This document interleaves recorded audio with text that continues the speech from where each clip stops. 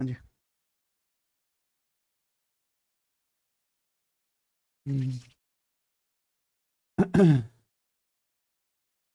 Hello. ठीक है। नमस्ते हमारे प्यारे भाई, कैसे हैं आप सभी लोग? बच्चों, आप सभी का बहुत बहुत स्वागत है नंबर सिस्टम की इस क्लास में सीक्वेंस एंड सीरीज पढ़ने के लिए। ठीक है। अर्थमेटिक प्रोग्रेशन समांतर श्रेणी हम आपको पढ़ा चुके हैं और आज की क्लास में हम आपको ज्योमेट्रिक प्रोग्रेशन यानी कि गुणोत्तर श्रेणी पढ़ाएंगे। ठीक है ना सचिन? क्लियर है?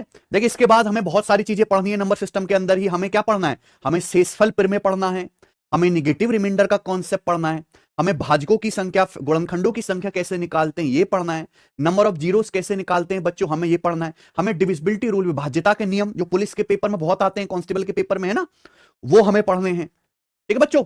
तो मैं फटाफट फटाफट काम करना होगा। आज से हम एक चीज सुधार भी कर रहे हैं कि भैया बेवजह के जो नॉनसेंस कमेंट आप लोग करते हैं उसको लेना है कम करेंगे। पढ़ूंगा मैं जरूर, लेकिन उसका कोई रिप्लाई वगैरह ऐसे नहीं, हम पढ़ाने पे ज्यादा ध्यान देंगे। ठीक है ना? कम समय में आप तक ज्यादा से ज्यादा कंटेंट हमको पहुंचाना है। ठीक है बच्चों, चलिए शुरू करें। तो अपन लोग क्या पढ़ रहे हैं? सीरीज। ठीक है ना बच्चे? चलो, तो समांतर श्रेणी के हम लोग 13 सवाल कर चुके हैं। ये आखिरी सवाल है, सवाल नंबर 14। ये मैंने आपको पिछली क्लास में होमवर्क भी दे दिया था। इस सवाल का आंसर आप मुझे बताइए क्या होगा। उन सभी 3 अंकों की संख्याओं का योग ज्ञात कीजिए जिन्हें 7 से भाग करने पर कितना शेषफल बचता है? 5। वो सभी 3 अंकों की संख्याओं को जोड़ के आपको बताना है जिन्हें 7 से भाग करूं तो 5 शेषफल बचता है। ठीक है बच्चों? तो सबसे पहले तो आपको यही पता करना पड़ेगा कि वो 3 अंकों की कौन कौन सी संख्याएं हैं जिन्हें 7 से भाग दूं तो क्या शेषफल आए। देखो, अगर मैं 7 का पहाड़ा लूंगा, 7 एकम 7, 7 दूनी 14, 7 तिया 21, 7 चौक 28, तो ये संख्या कौन सी है? 7 से कटने वाली। लेकिन हमें 7 से डिवाइड होने वाली नहीं, ऐसी संख्या ढूंढनी है जिनको 7 से भाग करने पर क्या शेषफल बचे? 5। ठीक है, तो एक शर्त तो आपकी है, दूसरी शर्त हमें सभी संख्या कौन सी चाहिए? 3 अंकों की। समझ में ना? तो आप मुझे बताओ, 3 अंक का सबसे छोटा नंबर कौन सा है? 100 है। 100 से बड़ा, 100 से बड़ी ऐसी कौन सी संख्या है बच्चों जिसको हम लोग 7 से भाग करें तो सचिन क्या शेषफल आए? 5। बताओ कौन सी संख्या है ऐसी? 7 गुणा 14 क्या होता है? 98। 98 एक ऐसा नंबर है मेरे प्यार भी जो 7 से कट जाएगा, लेकिन अगर इसी में 5 जोड़ दिया जाए तो कितना आ जाएगा? क्या आ जाएगा? ये 3 अंकों की संख्या नहीं आ गई? 103 एक ऐसा नंबर है, इसको 7 से भाग दो, 98 कट जाएगा, क्या बचेगा? शेषफल 5। शेषफल 5 बचना चाहिए, इसका मतलब 5 जोड़ दीजिए। अगली कौन सी संख्या आएगी मेरे प्यारे भाई? 7 गुणा 15 क्या आ गया बच्चों? है भाई 105। 105 ऐसा नंबर है जो 7 से कटता है। अगर मैं इसमें 5 जोड़ दूंगा तो ये संख्या ऐसी आ गई 110। अगर आप इसको 7 से भाग करोगे तो क्या शेषफल आएगा? आ गया ना बच्चों? ऐसी अगला नंबर कौन सा होगा प्यारे स्टूडेंट? 7 गुणा 16 प्लस 5। ये वो सब संख्या आती जा रही है जिनको 7 से भाग करोगे तो कितना शेषफल बचेगा? 5 शेषफल बचेगा। ठीक है ना? आप मुझे बताओ, 3 अंकों की ऐसी सबसे बड़ी कौन सी संख्या है, दिमाग में ढूंढिए, जिनको 7 से भाग करो तो 5 शेषफल आ जाए। ऐसा चिन्ह बताओ, 3 अंकों की कौन सी ऐसी सबसे बड़ी संख्या है जिनको 7 से भाग करूं तो क्या आ जाए? बताओ, 3 अंकों की सबसे बड़ी संख्या कौन सी है मेरे प्यारे भाई? 999। तो हमें 999 से छोटा एक ऐसा संख्या ढूंढना है जो 7 से भाग करूं तो शेषफल कितना आ जाए? 5। तो आप 900, देखो बहुत बड़ा नंबर तो होगा नहीं, तो आप ये दिमाग में कर सकते हो 999 के करीब है सचिन। 999 के करीब 7 से कटने वाला नंबर कौन सा है? 999 के करीब 7 से कटने वाला नंबर, देखो 7 गुणा 100 700 ही होता है। 7 गुणा 120 840, 7 गुणा 140। अगर 7 गुणा 140 देखें तो क्या आ गया बच्चों? 980 आ गया। 980 जो है 7 से कट जाता है, लेकिन अभी भी ट्रिपल लाइन से काफी दूर है। तो अगर इसमें 7 जोड़ूं और 7 जोड़ूं तो ये क्या आ जाएगा बच्चों? 994। 994 कैसा नंबर आ गया जो 7 से कट जाएगा? कट जाएगा ना? क्यों? क्योंकि भैया देखो 980 7 से कटता है और 14 भी 7 से कटता है, दोनों को जोड़ेंगे तो भी 7 से कटेगा। 994 ऐसी संख्या आ गई जो 3 अंकों की है, काफी बड़ी है, सबसे बड़ी दिख रही है, जो 7 से कटती है। सचिन समझ में आ रहा है ना? 994 ऐसी संख्या आ गई जो 3 अंकों की सबसे बड़ी, जो 7 से कटती है। अब अगर मैं इसमें 5 जोड़ दूंगा तो क्या आ जाएगा? ये वो संख्या आएगी जिसको 7 से भाग करने पर क्या शेषफल बचेगा। यानी कि मेरे प्यारे भाई ये नंबर क्या आ गया? भाई आप ये देखो प्यारे दोस्तों कि 980 क्या है? 7 गुणा 100, ये 980 हुआ। 980 हुआ तो भैया अभी तो और भी स्कोप है ना आगे जाने का। तो 7 गुणा फिर 140 तो 980 है, तो 7 गुणा 142 थोड़ा बड़ा लेंगे। 7 गुणा 100, ये थोड़ा दिमाग लगाने वाला सवाल है, कोई आसान सवाल नहीं है। ठीक है ना? 7 गुणा 142 क्या आता है भैया? 900 994। ये ऐसी संख्या जो 7 से कट जाएगी, लेकिन 7 से भाग करने पर क्या शेषफल बचना चाहिए, तो इसमें 5 जोड़ देंगे। तो मेरे हिसाब से भैया ये क्या आ गया, 999 ही आ गया ना। तो ये सबसे बड़ी 3 अंकों की संख्या आ गई, 7 गुणा 142 प्लस 5, जिसको 7 से भाग करने पर क्या शेषफल बचता है, 5 शेषफल बचता है। सबको समझ में आई बात, आप बोलोगे हाँ सर। अब सवाल में आपसे ये पूछा है कि कितनी संख्या, इन सभी संख्याओं का योग क्या है। केवल इतना सवाल भी पेपर में बन सकता है कि भैया 7, ऐसी कितनी 3 अंकों की संख्याएं जिनको 7 से भाग करने पर क्या शेषफल आए, 5। तो मुझे एक बार गिन के बता दो ये कितनी संख्याएं बच्चों आपको दिख रही हैं, मुझे एक बार काउंट करके बता दो कितनी संख्याएं दिख रही हैं। ये बेटा जोड़ तो बाद में है, केवल इतना सवाल भी परीक्षा में आएगा कि नहीं आएगा, आएगा ना। ऐसी कितनी संख्याएं जिनको 7 से भाग करने पर क्या शेषफल बचेगा, 5। तो सबसे छोटे से शुरुआत करिए और आखिर में सबसे बड़े तक ले गए, 999 के करीब। देखो पहले नंबर में किससे गुणा हो रही है, 14 से। दूसरे नंबर में किससे गुणा हो रही है, 15 से।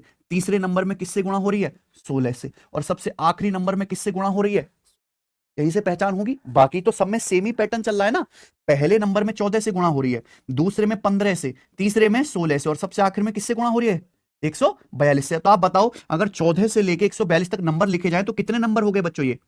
भाई अगर 1 से लेके 142 होता तो 142 संख्याएं होती, ऐसा चिन्ह। अगर 1 से लेके कहां तक होगा, लेकिन यहां शुरू की 13 संख्याएं तो नहीं है ना, यानी कि 142 में से 13 कम कर दूंगा तो कितने आ गई ये, 129। तो अगर केवल इतना सवाल बनता, आपने देखा होगा प्रीवियस में, कभी जिंदगी में कभी कोई प्रीवियस का कोई पेपर लगाया हो तो पता चले तुम्हें कि क्या होता है पेपर में, है ठीक है। 7 से ऐसी कितनी 3 अंकों की संख्या जिनको 7 से भाग करने पर 5 शेषफल आएगा, तो 129। पहले में 14 से गुणा, दूसरे में 15 में, तीसरे में 16 से, और आखिर में 142 से। अब हमें क्या करना है बच्चों, इन सबको क्या करना है, जोड़ देना। हमें इन सब संख्याओं के साथ कांड नहीं करना है, हमें इन सब संख्याओं को सिंपली जोड़ देना है। तो यही सवाल पूछा था आपसे, है बच्चों। तो जब मैं ये जोड़ूंगा तो सबसे पहले आपको एक चीज तो कॉमन दिख रही है भाई, +5 +5 +5 है कि नहीं। या पहले देखो ये वाली चीज जोड़ो, 7 गुणा 14 प्लस 7 गुणा 15, 7 गुणा 16, और आखिर में क्या है, ये दिख गया ना। तो भाई सबसे पहले ये चीज जोड़ देते, तो यहां से 7 तो आ जाएगा कॉमन, है ना। तो 7 कॉमन लेंगे तो 7 गुणा 14 प्लस 7 गुणा 15 प्लस 7 गुणा 16, कहां तक, ये 142 तक। बोलो, एक तो ये चीज बहुत सिंपली जुड़ गई। और आपको अगर हर नंबर को ध्यान से देखा जाए तो हर नंबर में +5 +5 +5 +5 हो रहा है। ये +5 कितनी बार हो रहा होगा भाई, अगर ये टोटल संख्याएं ही 129 हैं तो +5 5 को कितनी बार जोड़ा जा रहा है, +5 5 +5 +5 129 बार।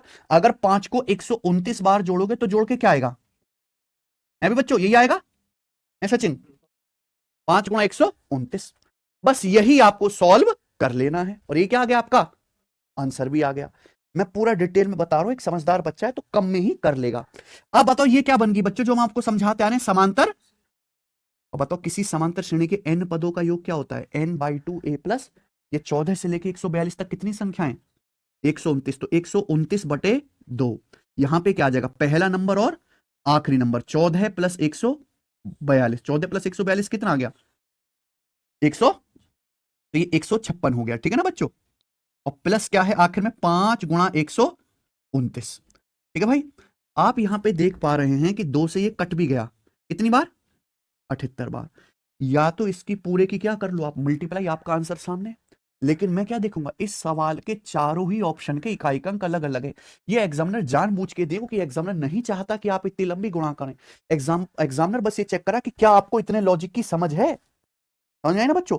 तो अब आप क्या करेंगे, इस पूरी कैलकुलेशन ना करके इस कैलकुलेशन का इकाई अंक आप निकाल लोगे, केवल मात्र इकाई अंक निकालना जानते हैं।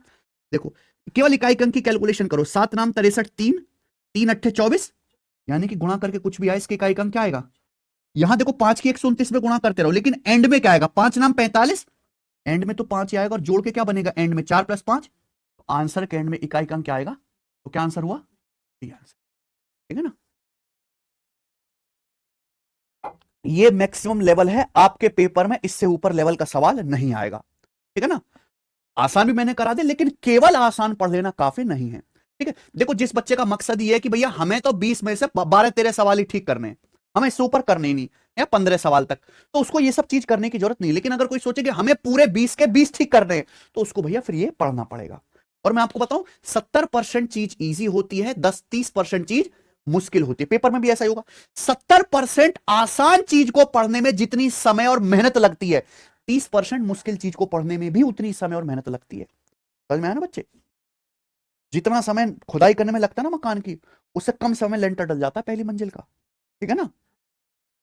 ये चीज आपको समझनी पड़ेगी। इसी के साथ एक खत्म हो गया। अब हम आगे चलेंगे बच्चों, ज्योमेट्रिक प्रोग्रेशन यानी कि गुणोत्तर श्रेणी। ठीक है ना? चले बच्चे, तो सबसे पहले हम कंसेप्ट समझते हैं, तभी तो सवाल कर पाएंगे। चलो आ जाइए।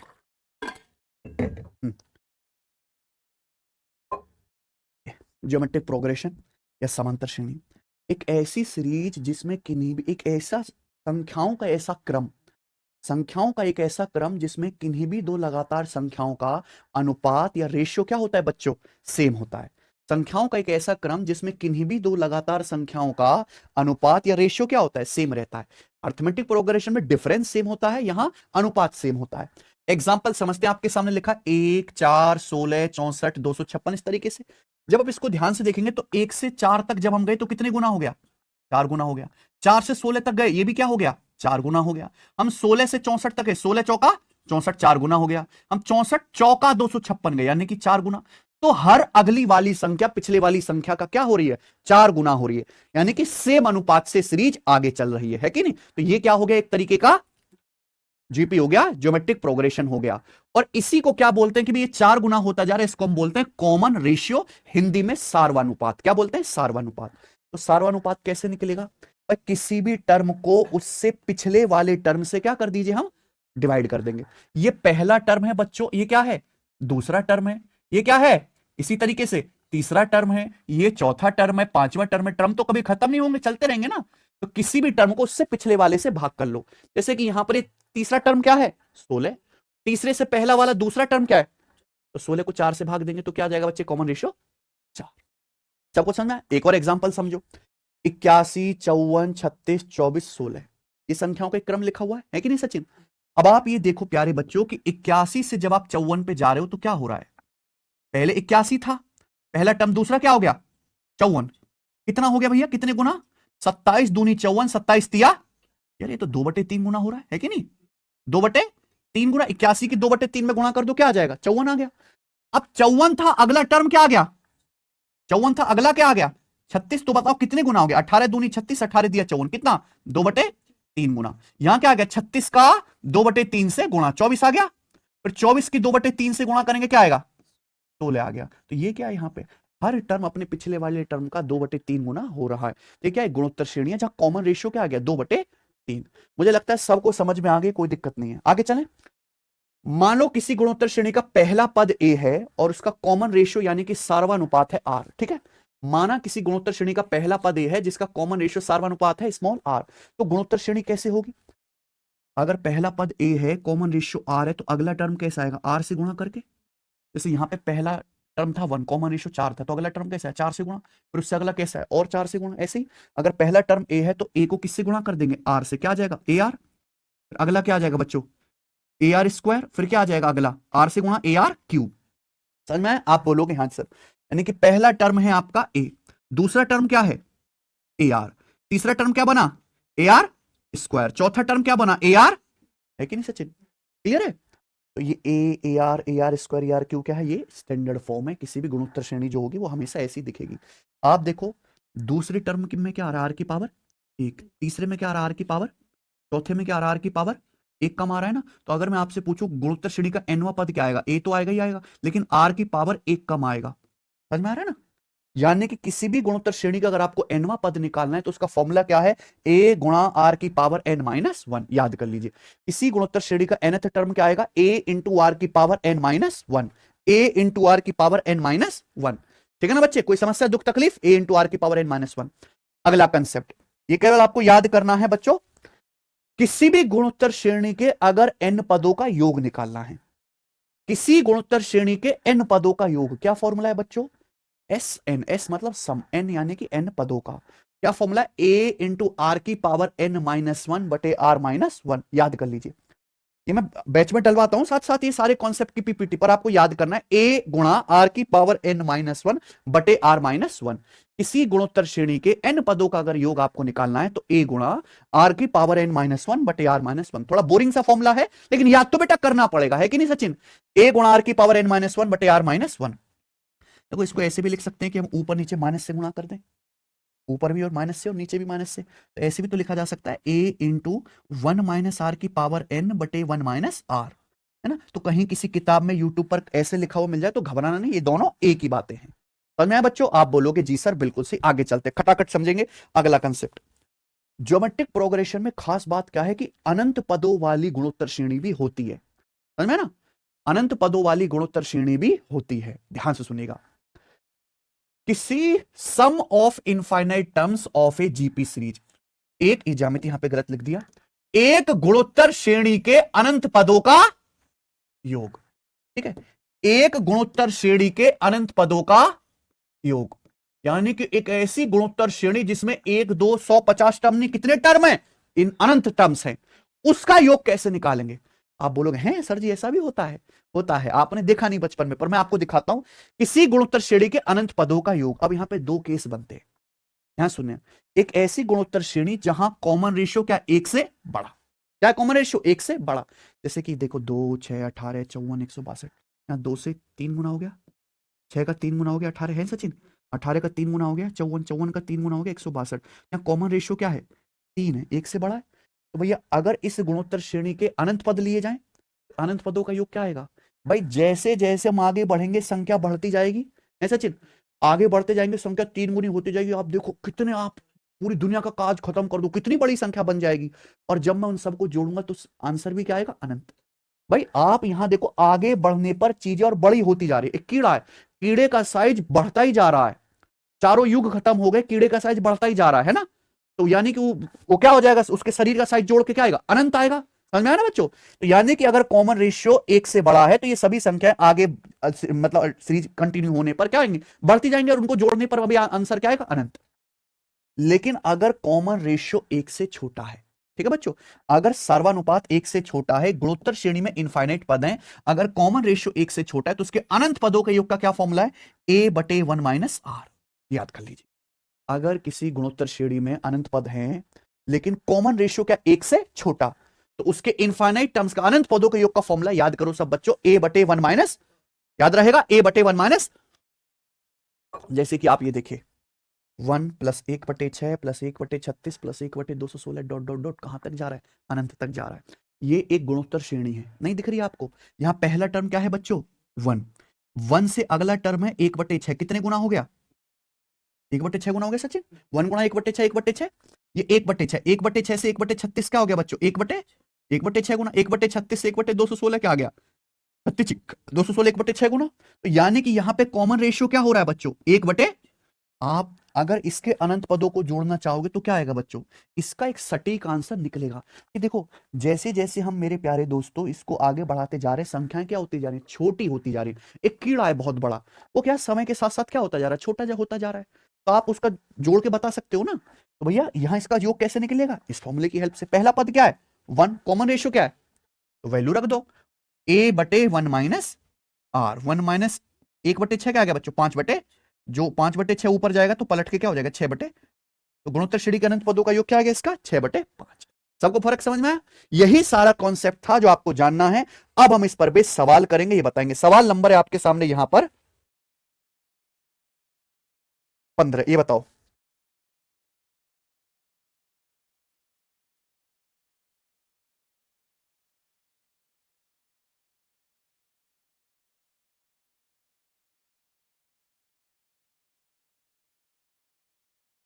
तो हो चुका ना, ये बताओ 15वां सवाल करिए बच्चों। यदि पहला पद 216 है और सार्वनुपात क्या है 5 बटे 6, तो आपसे क्या पूछा बच्चों, गुणोत्तर श्रेणी का चौथा पद क्या होगा। क्या आप नहीं कर पाओगे, इससे आसान कुछ है। अगर किसी गुणोत्तर श्रेणी का पहला पद 216 यानी कि ए का मान है, कॉमन रेशियो कितना है बच्चों 5 बटे, तो चौथा पद क्या आएगा, चौथा पद अभी मैंने आपको फॉर्मूला बताया, nth टर्म निकालना है तो a इंटू आर की पावर n माइनस 1। तो यहां पहला टर्म है 216 इंटू कॉमन रेशियो कितना है बच्चों 5 बटे 6, हमें चौथा टर्म निकालना है तो पावर क्या आएगा, एक कम, a इंटू आर की पावर n माइनस 1, चौथा टर्म निकालना है तो 4 माइनस 1 3, ये 3 आ गया, ठीक है ना भाई। तो 5 बटे 6 का क्यूब क्या होता है 125 बटे 200, 216 कट जाएगा तो आंसर क्या आ जाएगा 125। इससे आसान सवाल पूरी दुनिया में नहीं है। आगे चलेंगे, बताइए। एक गुणोत्तर श्रेणी का पहला पद है 14 और सार्वनुपात क्या है बच्चों 5। तो क्या पूछा है, इस गुणोत्तर श्रेणी के 5 पदों का योगफल पूछा है। कर लेंगे। किसी भी गुणोत्तर श्रेणी के अगर n पदों का योगफल निकालना है तो इसका क्या फॉर्मूला है, a इंटू आर की पावर n माइनस 1 बटे आर माइनस, है कि नहीं सचिन। अब यहां पे पहला पद क्या है 14, हमें 5 पदों का योग निकालना है ना, तो कॉमन रेशियो की जगह क्या रख दोगे आप, कॉमन रेशियो सार्वनुपात आपका 5 है, 5 पदों का योग निकालना है, एन की वैल्यू भी क्या है, वैल्यू ही तो रखनी है केवल यहां पे, तो 5 की पावर 5 माइनस 1 और कॉमन रेशियो क्या है 5 माइनस 1। अब बताओ 5 की पावर 5 क्या आएगा, 5 की पावर 5 मतलब 5 की 5 बार गुणा, 5 पंजे 25 पंजे 125 पंजे 625 पंजे 3125, 625 का 5 गुना 3125 में से 1 घटाऊंगा तो क्या आएगा 3100 और नीचे 5 माइनस 1 4। कोई दिक्कत, आप बोलोगे नहीं सर तो ये तो बड़ा ही आसान रहा ना भाई, ये तो 4 से पूरा पूरा कटेगा, 4 सत्ते 28, 3 2 4 अट्ठे 32, 4 एकम 14 गुणा 781 आ गया। तो पहली बात तो आप ये चेक कर सकते हैं कि आंसर जो आएगा वो 14 से कटने वाला यानी कि 7 से कटने वाला होगा। ऑप्शन से ये भी चेक किया जा सकता है। अब आप ये बताओ कि इसका आंसर आएगा क्या। हम इतनी बड़ी गुणा करने के मूड में नहीं, इस सवाल के विकल्प देखो 12,000 13,000 10,000 11,000, 1,000 का फर्क है। 1,000 में तो हमारे देश में आने में मर्डर के केस सुलझ जाते हैं, ये तो फिर भी 1,000 का फर्क है ना। तो हम लोग क्या करेंगे, मैं आपको तरीका सिखाता हूं जल्दी कैलकुलेशन करने का। बच्चों हमें गुणा करनी किस में, 14 की किस में 781 में, हमें अल्टीमेटली 14 की 781 में गुणाई करनी, यही जिंदगी का मकसद है। कभी भी गुणा मत करो, 781 के करीब आसान सा नंबर क्या है, 781 के करीब आसान सा नंबर क्या है सचिन 800। तो 14 की आप 800 में गुणा करो, इजी हो जाएगा ना, 14 अट्ठे 100, 11,200 आएगा। लेकिन ये क्या है 700, 781 800 से छोटा नंबर से गुणा करनी है, तो आंसर भी 11,200 से छोटा आएगा। और 11,200 से छोटा क्या ये ऑप्शन है, क्या ये ऑप्शन है, क्या ये ऑप्शन है, नहीं तो क्या आंसर बचा, इसी टफ है कुछ है? ये तो कुछ भी नहीं है भाई साहब, ये तो बहुत इजी चीज है। आगे चलते हैं, अगला कंसेप्ट समझिए। सवाल नंबर है आपके सामने यहां पर 17, बताइए। सवाल इस प्रकार है कि ये जो आपको गोरी सी गुणोत्तर श्रेणी दे रखी है इसमें कितने पद है, गिन के बताना और कुछ नहीं करना, ठीक है ना भाई। बताओ, देखो यहां पहला पद कितना है प्यारे दोस्तों 6। आप मुझे बताओ, ये गुणोत्तर श्रेणी सवाल तो खुद कह रहा है, आपको पता भी करने की जरूरत नहीं है कितने गुना हो रहा है कॉमन रेशियो, 6 का 3 गुना 18, 18 का 3 गुना 54, यानी कि कॉमन रेशियो क्या आ गया 3। अब ये इसका क्या है आखिरी टर्म है, तो हमने मान लिया कि भैया इसमें कितने पद है n पद है, माना इस गुणोत्तर श्रेणी में कितने पद है n पद है, यानी कि इस गुणोत्तर श्रेणी का क्या होना चाहिए nth टर्म, nth टर्म होना चाहिए। और nth टर्म का फॉर्मूला क्या है बच्चों, किसी भी गुणोत्तर श्रेणी का अगर आपको nवां पद निकालना है तो इसका फॉर्मूला है a इंटू आर की पावर n माइनस, बताओ क्या इसमें कोई समस्या हुई, a यहां पे nth टर्म है ये 39,393,666 है सचिन, पहला टर्म क्या यहां पे 6 इंटू कॉमन रेशियो कितना है 3 की पावर n माइनस 1, ठीक भाई। तो 6 से इसको काट लेंगे, तो 6 छिंग 36, 3 बच गया ना, 6 पंजे 30, 6 छिंग 36, 6 एकम 6, तो 6561 आ गया बराबर 3 की पावर n माइनस 1, ठीक है ना। देखो आपके लिए थोड़ा मुश्किल है पर ये ना बहुत इंपॉर्टेंट नंबर है, ये बहुत इंपॉर्टेंट नंबर है, सब बच्चे इसको याद कर लीजिए। देखो एक तो सब बच्चों को पता होना चाहिए कि 9 का क्यूब या 27 का स्क्वायर क्या होता है बच्चों 729।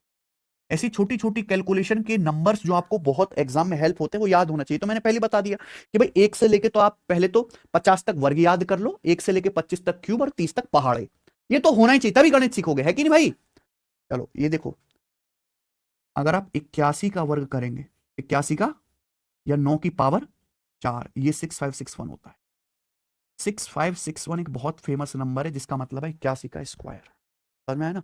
याद कर लीजिए, ये देखो मैंने ब्रैकेट में बंद कर लिया, लर्न इट, कभी भी दिखे 6561, ठीक है ना। चलो, हालांकि ये जो 81 का वर्ग है यही लिखा हुआ है 6561, 81 क्या होता है 3 तिया 9 तिया 27 81, 3 की पावर 4 और उसका भी स्क्वायर यानी कि 3 की पावर 4 दूनी 8 हो जाएगा ना, पावर की क्या हो जाएगी आपस में गुणा। ये जो 6561 है प्यारे दोस्तों, इसको देख के आपको घबराना नहीं है, 6561 का मतलब 3 की पावर बराबर 3 की पावर n माइनस 1। हमने ऐसा इसलिए किया क्योंकि लेफ्ट और राइट साइड में दोनों तरफ ये जो बेस है बराबर आ गया, 3 यहां भी है 3 यहां भी है। अगर ये दोनों संख्याएं बराबर है इसका मतलब पावर दोनों की क्या रही होंगी इक्वल, यानी कि यहां से n माइनस 1 क्या आ गया 8, तो n की वैल्यू क्या होगी, इस सवाल का आंसर है, तो मुश्किल तो नहीं है, सबको समझ में आई ना।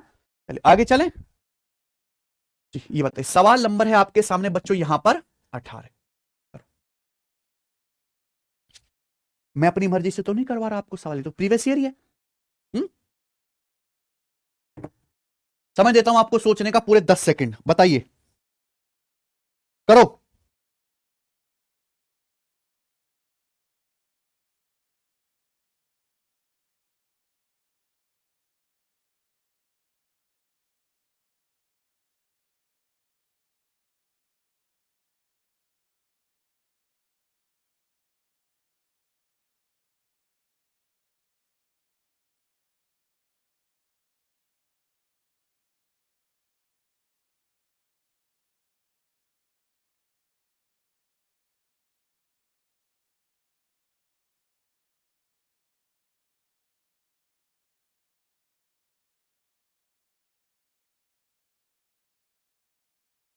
ठीक है, देखो ये सवाल पेपर का पूछा हुआ है, आपको एक गुणोत्तर श्रेणी दी है, गुणोत्तर श्रेणी का योग बताओ, कितने पद हैं इस गुणोत्तर श्रेणी में? n पद हैं। हमने आपको बताया है किसी भी गुणोत्तर श्रेणी के n पदों के योग का फॉर्मूला बता दिया है। तो पहले मैं आपको इसका बेसिक मेथड बताता हूं, फिर मैं आपको इसका स्मार्ट मेथड भी बताता हूं। देखिए, जब आप इस गुणोत्तर श्रेणी को ध्यान से देखेंगे, ये मैं हटा दे रहा हूं, अगर आप इस गुणोत्तर श्रेणी को ध्यान से देखते हैं, समझते हैं, पढ़ते हैं, तो आपको यह पता चलेगा कि पहला पद है 9/11, दूसरा है 9/121। तो दूसरा पद क्या हो गया? पहले का 9 से 9 एक गुना है, लेकिन नीचे क्या हो गया? 11 गुणा 11 2 से 21 होता है, 1/11 गुना। 9/11 को 1/11 से गुणा करेंगे तो तभी तो 9/121 आएगा। इतना तो सब, इतना तो समझते होंगे, सच नहीं है, है? बताओ, ये 9/121 से 9/1331 हो गया। देखो 101, ये 11 है, 121 क्या होता है? 11 का वर्ग। 1331 क्या होता है? 11 का क्यूब। अगर ये आपको पहले से याद होता तो आप जल्दी समझ पाते, है ना? आपको इतनी मेहनत नहीं करनी पड़ती। देखो, ऊपर तो 9 से 9 एक ही गुना है, सेम है, लेकिन नीचे क्या है? 11 का वर्ग है, 11 का क्यूब है, 11 गुना हो गया ना, 121 का 11 गुना। तो आप देख पा रहे हैं कि यहाँ पे जो है हर टर्म पिछले वाले का क्या हो रहा है? 1/11 गुना। या पहला टर्म क्या है बच्चों? 9/11 फर्स्ट टर्म। कॉमन रेशियो कितना? 1/, कॉमन रेशियो 1/11 है, एक से छोटा है, एक से छोटा ही है ना। तो आप बताओ किसी गुणोत्तर श्रेणी के n पदों के योग का क्या फॉर्मूला है? मैंने आपको लिखवाया भाई, किसी भी गुणोत्तर श्रेणी में अगर n पद हैं ज्योमेट्रिक प्रोग्रेशन में, तो उसका फॉर्मूला ये है ना? ये भी है। देखो यहां ना सिंपल रहेगा कि आप 1 में से 1 से छोटी संख्या घटाओगे, पॉजिटिव आएगा। तो मैं कौन सा फॉर्मूला लगा लेता हूं? ये वाला। यहां कॉमन रेशियो क्या? एक से छोटा दिया हुआ है। दोनों बातें हालांकि एक ही हैं। ये फॉर्मूला है बच्चों, यही फॉर्मूला आप यहां पे लिख लीजिए। किसी भी गुणोत्तर श्रेणी के n पदों का योग अगर आपको लिखना है तो क्या फॉर्मूला है? a गुणा 1 - r की पावर n बटे 1 - r। याद। अब आप केवल इस फॉर्मूले में वैल्यू रख दो। तो पहला टर्म क्या है बच्चों? 9/, सच नहीं है ये? आप बोलोगे सर गोरा टर्म, पहला टर्म है 9/11। दूसरा क्या है? सॉरी, अंदर क्या आएगा? 1 माइनस, कॉमन रेशियो कितना? 1/, उसकी होल पावर n। और नीचे क्या है? 1 - 1/, 1 - 1/11 क्या होता है? 1 - 1/11 होता है 10/11। तो यहां बटे 11 से बटे 11 क्या आ जाएगा? आराम से कट जाएगा। तो क्या बचा? ऊपर 9 और नीचे तो 9/10 इनटू ब्रैकेट में क्या आएगा बच्चों? 1 माइनस, एक की पावर कुछ भी करो एक ही आएगा, और नीचे 11 की पावर। तो 9/10 गुणा 1 माइनस 1/11 की पावर n। कौन सा ऑप्शन आया बच्चों? सी ऑप्शन इस सवाल का आंसर है। कोई दिक्कत तो नहीं? मुझे लगता है सब बच्चों को ये बात अच्छी तरीके से समझ में आई, और ये इस सवाल को पेपर में करने का क्या है बेसिक तरीका। अगर आप केवल इतना भी अगर जानते हो तो मेरे भाई बहुत बढ़िया, कोई परेशानी वाली बात नहीं है। लेकिन पेपर में ऐसे सवालों को और जल्दी और कम टाइम में सॉल्व किया जा सकता है, आपको इस चीज की जरूरत ही नहीं है। आप बोलोगे सर क्या मजाक करते हो दिन दहाड़े। ध्यान से सुनना मेरे भाई, हमें एक जीपी दी है, उसके क्या बताना है? एन पदों को जोड़ के बताना है, क्या आएगा?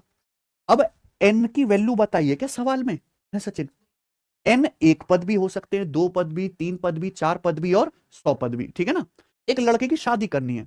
अब शादी लड़की से करनी है कि गधा से करनी है कि कुतिया से करनी है? बताया क्या? नहीं बताया ना? ऐसे ही है, तो वहां अपनी मर्जी से कोई भी ऑब्जेक्ट आप ले सकते हो, ठीक है बच्चों? तो ऐसे है यहां पर ये एक गुणोत्तर श्रेणी, इसके एन पदों का योग बताना है ना। तो भैया एन पद तो कितने भी हो सकते हैं, एन एक वेरिएबल है ना, कितने भी पद हो सकते हैं। तो जब कितने भी हो सकते हैं तो आप अपनी मर्जी से क्या मान लो? आसान सा एक नंबर मान लो जिसको आप आसानी से जोड़ सको। हमें इस गुणोत्तर श्रेणी के एन पदों का योग बताना, हम इतनी मेहनत नहीं करेंगे कि एन पदों को जोड़ के बताना। तो एन का ही चाहिए, हाँ, तो आप भैया यहाँ एन की वैल्यू को 1 ले लो। कि मैं तो एक ही पद का योग बताऊंगा। क्या आना चाहिए? ये एक फॉर्मूला है बच्चों, ये जो चारों आपको देख रहे हैं ना, इन ऑप्शन में से कोई इसके n पदों का योग निकालने का क्या है? एक फॉर्मूला है, एक सूत्र है। फॉर्मूले कभी गलत होते हैं क्या? आप फॉर्मूले में कोई भी वैल्यू डालो कभी गलत साबित होते हैं क्या? तो जब आपको इस गुणोत्तर श्रेणी के n पदों का योग निकालना है, हम कहेंगे हम इतनी मेहनत नहीं करेंगे, हम ना निकाल लें इनका, हम एक ही पद का योग निकालेंगे।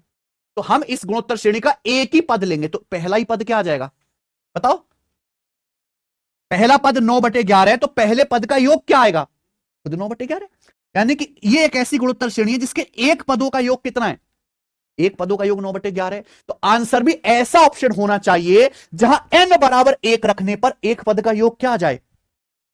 आंसर ऐसा ऑप्शन होना चाहिए। तो जब n बराबर 1 रखूंगा तो आंसर क्या आना चाहिए? 9/, देखो यहां तो ऊपर 8 है, ठीक है ना, यहां ऊपर क्या है? मेरी कोशिश है कि ऊपर क्या रहे। तो देखो ये दोनों ऑप्शन हो सकते हैं। तो अगर हम ये वाला ऑप्शन पकड़ते हैं, n की जगह क्या रखूंगा मैं? एक। तो 9/10 गुणा 1 माइनस n की जगह 1 रख लो तो क्या आ जाएगा? 11 की पावर 1, यानी कि n की जगह 1 रखेंगे, 11 की पावर 1 11, तो 1 माइनस 1/11 कितना आ गया? 10/11। तो आप यहां से देख पा रहे हैं कि 10 से 10 तो क्या आ गया? 9/, यानी कि ये ऑप्शन ऐसा है जहां n बराबर 1 रखने पर क्या आ रहा है? यही सवाल का क्या है? आंसर। देखो यही आंसर आ गया। जब ये 9/11 आ गया तो ये तो नहीं आ पाएगा, क्योंकि यहाँ अंदर का माल सेम है, बाहर का माल क्या है? बदल दिया 9/7। ये आंसर समझ में आया बच्चों? ये सवाल को करने का हाई फाई मेथड है जो किताबों में नहीं मिलेगा, ठीक है ना बच्चे? चलिए, अगर आप सीख गए हो तो बिल्कुल इसी तरीके से आप मुझे ये वाला सवाल करके बताओ। मैं तो बिल्कुल नहीं बताऊंगा आपको इस सवाल का आंसर क्या होगा। सवाल नंबर है बच्चों आपके सामने यहां पर 19वां, ठीक है? बताओ जरा। हम बिल्कुल नहीं बताएंगे इस सवाल का क्या आंसर है। बताओ सचिन क्या होगा इसका?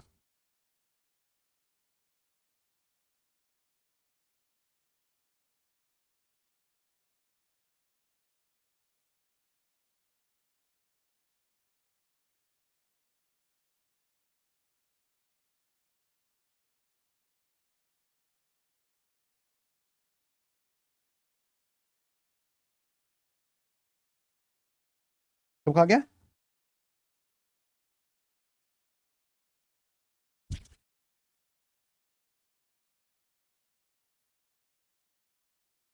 हाँ।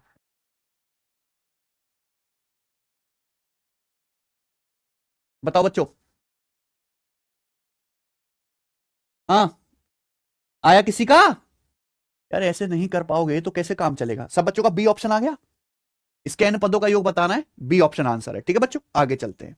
ये बताइएगा, सवाल नंबर है आपके सामने यहां पर 20। ये प्रीवियस ईयर का सवाल नहीं है, नया सवाल है। अब देखिए आपके पेपर में ये क्वेश्चन तो आ चुका है, ऐसा आने में किसी को शर्म लग रही है क्या? ये सवाल बोर्ड के एग्जाम्स में बहुत आता है। बोर्ड के एग्जाम में आप 10वीं का या शायद 12वीं का बोर्ड का पेपर दोगे, लेकिन वहां करने का तरीका अलग है, और आज जो आप जिस तरीके से सवाल करोगे वो तरीका एकदम अलग है। बताओ बच्चों क्या आंसर है? The sum of this up to n terms. आपको एक सीरीज दी है 4 + 44 + 444 प्लस डॉट डॉट डॉट, कहां तक जाना है? n टर्म्स तक, दिख रहा है? 4 + 44 + 444 अप टू n टर्म्स। इसके n पदों का योग क्या है? इस सीरीज के n पदों का योग क्या है? यही है ना? तो भैया ये कोई ज्योमेट्रिक प्रोग्रेशन भी नहीं दिख रही है। इसको सॉल्व करने का बेसिक रास्ता बहुत लंबा है, लेकिन अगर आप हमारी टेक्नोलॉजी का इस्तेमाल करोगे कि भाई साहब यहां आप इस सवाल को सॉल्व ही ना करो, कितने पदों का योग बताना? n पदों का। अरे हम क्यों n पदों का योग निकालें? हमने ठेका ले रखा है, हमें बस तनख्वाह चाहिए मोटी। तो हम क्या करेंगे? n पद तो कुछ ही हो सकते हैं, मैं तो एक ही पद का योग निकालूंगा। यानी कि हाँ, मैं n की वैल्यू क्या ले लेता हूं? एक। अगर मैं एक ही पद का योग निकालूंगा तो इस सीरीज का पहला ही पद लेना पड़ेगा। क्या आएगा? इस सीरीज का पहला पद 4 है, तो एक पदों का योग कितना आ जाएगा? यानी कि आंसर ऐसा ऑप्शन होना चाहिए जो n बराबर 1 रखने पर क्या आ जाए? 4 आ जाए, ठीक है ना? आप कहोगे सर दो ऑप्शन मैच हो जाए, तो n की वैल्यू आप 2 ले लो, पहले दो पदों का योग क्या आना चाहिए? आंसर ऐसा ऑप्शन होगा जहां n बराबर 2 रखने पर क्या आ जाए? 48 आ जाए, है कि नहीं बच्चों? लेकिन ऐसी कभी नौबत आती नहीं है, तो आप यहां क्या करेंगे प्यारे स्टूडेंट बताओ? n की जगह 1 रख लेंगे, तो पहला पद क्या आना चाहिए? 4। ये ऑप्शन लेता हूं, 40/81 गुणा 10। अब अगर आप n की जगह 1 रखोगे तो ये क्या आएगा? 8 - 1, 7 से क्या 81 कटेगा? जब कटेगा नहीं तो आगे सॉल्व होगा ही नहीं, तो यानी कि ये आंसर नहीं हो सकता ना भाई। सड़े हुआ आंसर तो ऑप्शन थोड़ा ना होंगे। यहाँ की नीचे है 81, n की जगह 1 रखोगे तो 8 - 1, 7 से 81 कटेगा, यानी कि ये आंसर ये वाला चेक करते हैं अब। एन की जगह क्या रखोगे? एन की जगह 1 रखोगे तो 10 की पावर 1, 10 माइनस से क्या आ गया? तो भैया ये आ गया 40/81 इंटू ये क्या आ गया बच्चों? एन की जगह 1 रखेंगे, 10 की पावर 1, 10 माइनस 1 9, और माइनस एन की जगह 1 रखेंगे 4 तो 9 से 81 कितनी बार कट गया? तो 40/9 माइनस 4/9 कितना आ गया? 36/9, 9 चौक, यानी कि क्या आ जाएगा इसका? तो जब हम n की जगह 1 रख रहे हैं तो इस ऑप्शन की वैल्यू 4 बन रही है। तो यही क्या होना चाहिए सवाल का मतलब, कहीं सॉल्व करने की आवश्यकता पड़ रही है? ये ऑप्शन आंसर नहीं हो पाएगा कि यहां स्टार्टिंग की चीज सेम है लेकिन घटा कुछ और रहे हो। जब कुछ और घटाओगे तो आंसर भी कुछ और आएगा, यानी कि ये वाला आंसर भी। समझ में आया ना बच्चों? तो कभी जिंदगी में कभी भी इस तरह के सवाल आए तो हमेशा ऐसे ही करना, ठीक है ना? मेरे समझाने का मकसद ये था। चलिए अगला सवाल करेंगे, सवाल नंबर 21। बताइए, बहुत बढ़िया क्वेश्चन है। देखो एपी जीपी के बहुत बड़े बड़े बहुत टफ लेवल के सवाल बनते हैं, पर वो मैंने आपको नहीं कराया क्योंकि वो आपके एग्जाम के लेवल के हिसाब से जरूरी नहीं है। ठीक है, आप जिस एग्जाम की तैयारी कर रहे हो उसके हिसाब से मैक्सिमम यही लेवल पढ़ना है, लेकिन कि भैया ये कम इंपॉर्टेंट है चलो हम इसको छोड़ देते हैं, वैसा नहीं करना है। ठीक है बच्चों, पढ़ना जरूर है। 32 गुणा 32 की पावर 1/6, सॉरी या 1/36 आएगा, गुणा 32 की पावर 1/36 गुणा डॉट डॉट डॉट डॉट कहां तक? इनफाइनाइट। इसका मान ज्ञात कीजिए, बताओ बच्चों। 32 गुणा 32 की पावर 1/6 गुणा 32 की पावर 1/36 ऐसे ही चल रहा है, कहां तक? इनफाइनाइट तक। इसका मान ज्ञात करें। ये बहुत बढ़िया और बहुत क्लासिकल सवाल है। ठीक है, सब बच्चों को पता है कि अगर बेस सेम है तो गुणा में पावर जुड़ जाते हैं। जैसे एम की ए की पावर एम में अगर हम लोग ए की पावर एन की गुणा कर दें तो बेस सेम है तो पावर तो जोड़ के क्या हो जाएगा? ए की पावर एम प्लस एन हो जाएगा। क्या आपको मेरी बात समझ में आई? आप बोलोगे हाँ जी सर समझ आ गई। अब यहां हम संख्याओं की गुणा कर रहे हैं और सबका बेस क्या है? सेम है 32। ये पावर है तो पावर क्या आएगा? जुड़ जाएगा। 32 का मतलब 32 की पावर 1। तो भाई इस बात को मैं कैसे लिख सकता हूं? 32 की पावर 1 गुणा 32 की पावर 1/6 गुणा 32 की पावर 1/36 ऐसे होता जा रहा है। तो बेस सेम है 32, तो पावर जुड़ जाएगा 32 की पावर 1 प्लस 1/6 प्लस 1/36, है ना, प्लस 1 बटे और बटे 6 होता जाएगा। कहां तक? ये कहां तक जा रही है? इनफाइनाइट तक। यही हो गया ना सवाल। तो पहले तो आपको एक कॉन्सेप्ट पता होना चाहिए, तभी तो आप ऐसे लिख पाओगे इसको। अब बताओ इसको आगे सॉल्व करना है तो क्या चलेगा जी बच्चों? ये निकालना है। ये क्या है? ये एक गुणोत्तर श्रेणी के n पदों का योग है कि नहीं? जहां कॉमन रेशियो क्या है? 1/6। ये तो मैंने अभी पढ़ा दिया ना आपको। तो यानी कि इसके n पदों का योग क्या आ जाएगा? a/1 माइनस आर, पहला टर्म 1 है, कॉमन रेशियो कितना है? 1/6 होता जा रहा है, 1 माइनस 1/6 5/6, उल्टा कितना आ जाएगा? 6 बटे, तो 32 की पावर क्या आ गया? 6 बटे, आप बोलोगे सर सॉल्व नहीं हो रहा सवाल। 32 की पावर 6/5 का मतलब है, देखो पावर की आपस में गुणा है। 6/5 का मतलब 32 की पावर 1/5 गुणा 6, यानी कि 32 की पावर 1/5 फिर उसकी होल पावर। ठीक है ना? है ना, क्योंकि 1/5 गुणा 6 तो 6/5 होता है। 32 की पावर किसी संख्या की पावर 1/5 कर रहे हैं, यानी कि उसका फिफ्थ रूट लेना है ना। 32 की पावर 1/5 क्या होता है बच्चों? एक ऐसी संख्या बताओ जिसकी 5 बार गुणा करने पर क्या आ जाए? 32। 32 की पावर 1/5 का मतलब है, ये मैं आपको पढ़ाऊंगा अभी, क्या 32 का 5वां रूट। ऐसी संख्या जिसकी 5 बार गुणा करने पर क्या आ जाए? 32। कौन सी है? 2, 2 दूनी 4 दूनी 8 दूनी 16 दूनी 32। तो 32 की पावर 1/5 2 आ गया, 2 की पावर 6 यानी कि 64। तो इस सवाल का आंसर क्या है? Option number. मुझे लगता है सब कुछ समझ में आ गया है कि नहीं सचिन? आगे चले अगला, नेक्स्ट। अब बच्चों मैं आपके सामने यहां पर 3 लास्ट क्वेश्चन कराऊंगा, उसके बाद ये चैप्टर पूरी तरीके से टाटा बाय बाय हो जाएगा। ठीक है, चलें। पहला बात, अब बच्चे ध्यान से सुनेगा। सवाल है आपके सामने यहां पर, बताइए।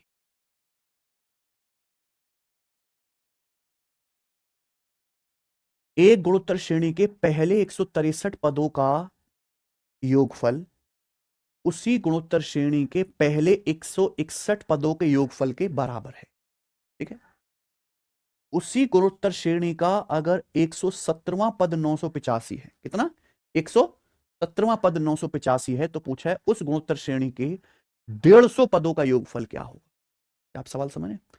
सवाल यूपीएसआई का प्रीवियस है, लेकिन बहुत ही अच्छे लेवल का, क्वालिटी लेवल का सवाल है। ठीक है ना, जो पुलिस के जीडी के किसी भी पेपर में दोबारा से सेम टू सेम रिपीट होकर आ सकता है, सेम कंसेप्ट पे। लेकिन इसके लिए आपको ना कॉन्सेप्ट बहुत डिटेल में पढ़ना है। सवाल को जरा अच्छे से पढ़ो। सवाल क्या कह रहा है कि एक गुणोत्तर श्रेणी के पहले 163 पदों का योग किसके बराबर है? उसी गुणोत्तर श्रेणी के 161 पदों के योग के बराबर है। ऐसी बात है। समझ में है ना? अब एक बार बताओ, जब मैं आपसे कहता हूं किसी गुणोत्तर श्रेणी के 163 पदों का योग, तो इसका मतलब है पहले पद को जोड़ो, दूसरे पद को जोड़ो, तीसरे पद को जोड़ो, है ना? और कहां तक बच्चों? 163वें पद तक जोड़ो। यही तो मतलब होता है, यही तो मतलब होता है किसी गुणोत्तर श्रेणी के 163 पदों का योग, यानी कि पहले पद से लेके 163वें पद को जोड़ लो। अब 163वें पद से पहले क्या आएगा? 100, उससे पहले क्या आएगा? उससे पहले क्या आएगा? 160वां पद, ऐसे ही चलेगा। अब आप मुझे बताओ बच्चों कि ये क्या लिखा हुआ है? ठीक है, ये गुणोत्तर श्रेणी के पहले 161 पदों का योग है कि नहीं सचिन? पहले, और सवाल के अनुसार पहले 161 पदों का योग पहले 163 पदों के योग के बराबर है, यानी कि ये जो है फर्स्ट 161 पदों का योग 163 पदों के योग के बराबर है, तो कट जाएगा। यानी कि इसका मतलब क्या हुआ? इन दोनों का योग क्या हुआ? 0। यानी कि यहां पे ये जो गुणोत्तर श्रेणी इसके 162वें पद और 163वें पद का योग क्या है? ये लॉजिक आपको समझ में आ रहा है?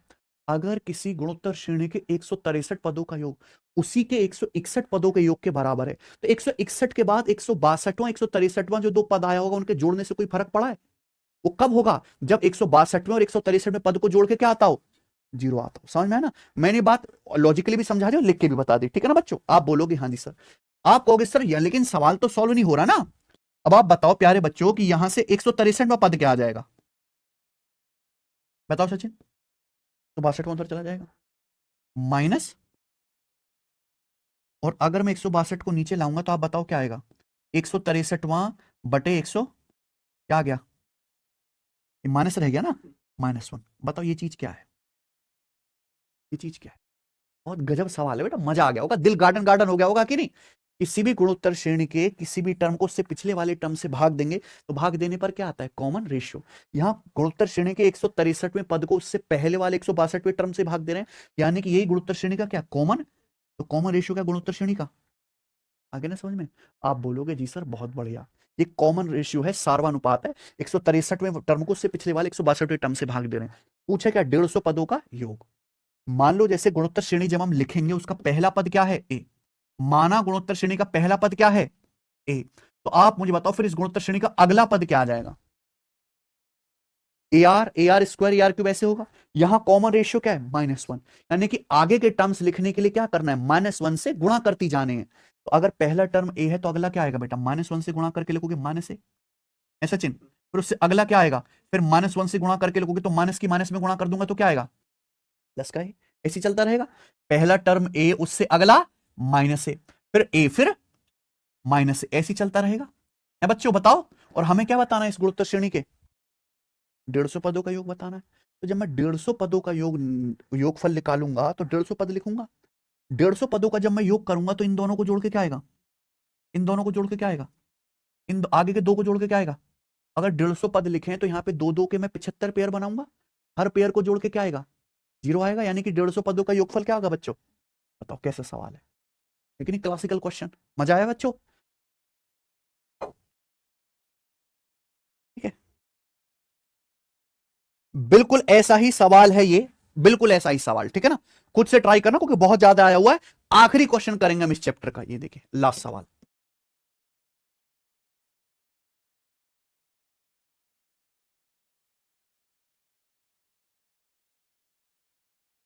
ठीक है बच्चों, बताओ आखिरी सवाल। एक गुणोत्तर श्रेणी के 23 पदों का योगफल उसी गुणोत्तर श्रेणी के 21 पदों के योगफल के पहले 25 पदों का योगफल क्या है? तो उस गुणोत्तर श्रेणी का 42वां पद। सबको समझ में आ गया ना? सवाल तो बिल्कुल सिंपल है, इसमें कोई ज्यादा ऐसा नहीं कि पढ़ के आपको समझना है।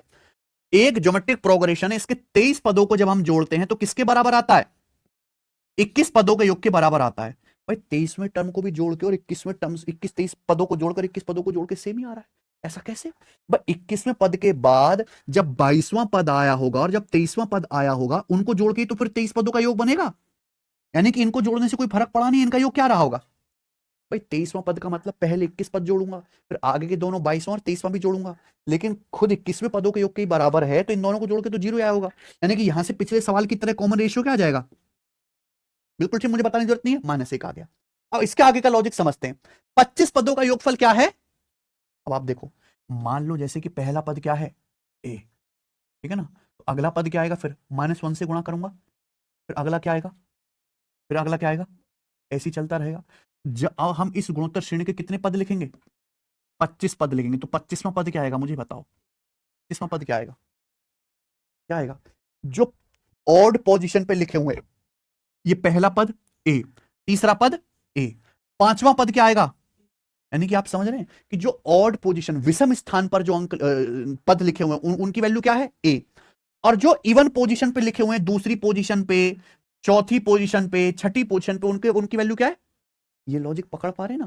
तो यहां पे 25वीं पोजीशन पे जो पद आएगा उसकी वैल्यू कितनी आएगी, प्लस ही आएगी ना, ठीक है ना बच्चों। क्योंकि जो यहां पे ऑड पोजीशन पे आ रहे हैं, पहले नंबर पे है भैया, तीसरे नंबर पे, पांचवें नंबर पे, सातवें नंबर पे, उन सबकी वैल्यू क्या ए, और जो दूसरे पे, चौथे पे, छठे पे, आठवें पे, 10 पे आ रहे हैं उनकी वैल्यू क्या है, -है। तो 25वां पद जो है वो विषम स्थान पर आएगा, इसकी वैल्यू ए। तो 25 पदों को जब मैं जोड़ूंगा तो क्या आएगा,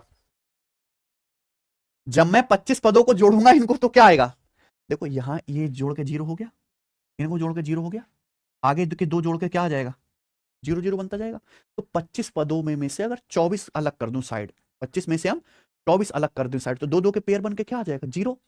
भाई ए और -ए, पहले दो पद 0, ए -ए, तीसरा चौथा 0, पांचवा छठा 0, ऐसे ही 24 पदों तक 0 हो जाएगा।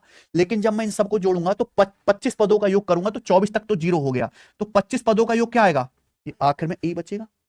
25 पदों का योग क्या आएगा, आखिर में ए बचेगा, यानी कि ए की वैल्यू क्या है, ए की वैल्यू 2500 है। समझ में है ना, 24 पदों तक तो योग 0 हो गया, 25 पदों का योग क्या आएगा, आखिर ये ए आएगा 2500। पूछा क्या है, 42वां पद आपसे पूछा है, तो आप मुझे बताओ इस गुणोत्तर श्रेणी का 42वां पद क्या आएगा।